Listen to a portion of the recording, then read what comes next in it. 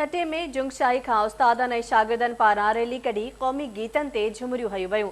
जॾहिं त सान्या वंदन पारां सिंध जे ॾाहे रसूल बख़्श पलीजो जी आख़िरी आरामगाह ते हाज़िरी भरी वई। रिपोर्ट करे रहियो आहे महबूब रोही।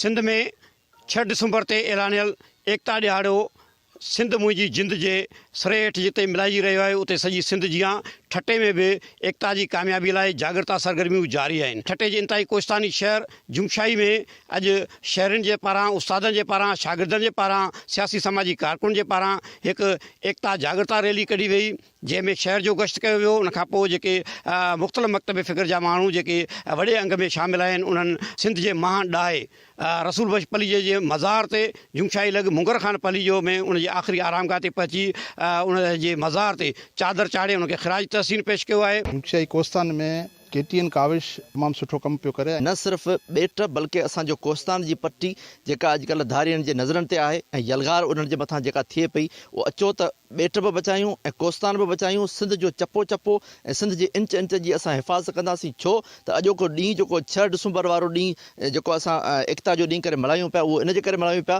त असांजो जेको हिन साल जेको थीम आहे उहो आहे सिंध मुंहिंजी जिंद। असांजी जान खां वधीक असांजी जिंद खां वधीक असां सिंध सां प्यार करियूं था।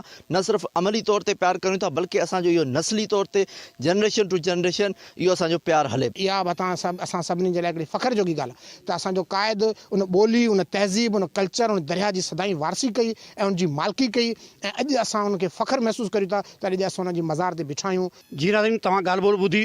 जुमशाई में रैली खां पोइ सिंध जे ॾाहे रसूल बख़्श पलीजे साहिब जे मज़ार ते एकता रैली कढी उते ख़िराज तहसीन पेश कयो वियो। कैमरामैन अब्बास अली शाह सां गॾु महबूब बिरोही, KTN न्यूज़, जुमशाई।